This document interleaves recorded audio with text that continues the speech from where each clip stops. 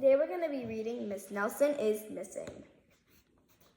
Miss Nelson is Missing by Harry Allard and James Marshall. The kids in room 207 were misbehaving again. Spitballs stuck to the ceiling, paper planes whizzed through the air. They were the worst behaved class in the whole school. "Now settle down," said Miss Nelson in a sweet voice, but the class would not settle down. They whispered and giggled, they squirmed and made faces. They were even rude during story hour, and they always refused to do their lessons. "Something will have to be done," said Miss Nelson. The next morning, Miss Nelson did not come to school. "Wow," yelled the kids, "now we can really act up." They began to make more spitballs and paper planes. "Today, let's just be terrible," they said. "Not so fast," hissed an unpleasant voice. A woman in an ugly black dress stood before them.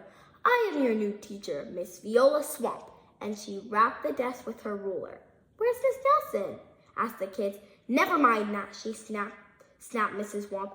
"Open those arithmetic books." Miss Nelson's kid did as they were told. They could see that Miss Swamp was a real witch. She meant business. Right away, she put them to work, and she loaded them with homework. "We will have no story hour today," said Miss Swamp. "Keep your mouth shut," said Miss Swamp. "Sit perfectly still," said Miss Swamp. "And if you misbehave, you will be sorry," said Mrs. Swamp. The days went by, and there was no sign of Miss Nelson. The kids missed Miss Nelson. "Maybe we should try to find her," they said. Some of them went to the police. Detective McSmog was assigned to the case. He listened to their story. He scratched his chin. He said. I think Miss Nelson is missing." Detective McSmog would not be much help.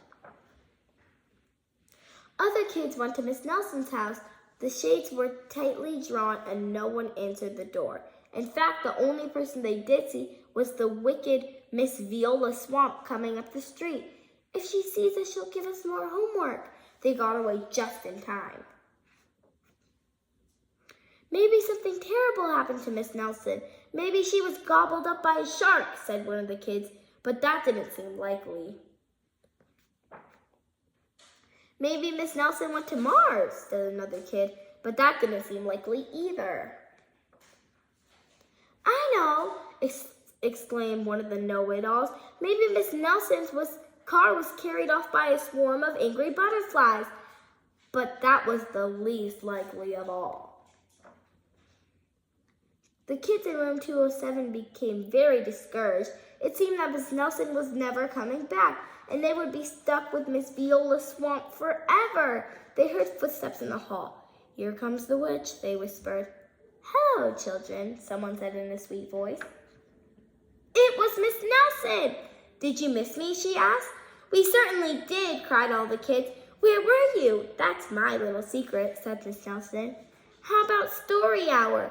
"Oh, yes," cried the kids. Miss Nelson noticed that during the story hour, no one was rude or silly. "What brought this lovely change?" she asked. "That's our little secret," said the kids. Back home, Miss Nelson took off her coat and hung it in the closet, right next to an ugly black dress. When it was time for bed, she sang a little song. "I'll never tell," she said to herself with a smile. P.S. Detective McSmog is working on a new case. He is now looking for Miss Viola Swamp. The end. I hope you guys enjoyed that book as much as I did. Bye!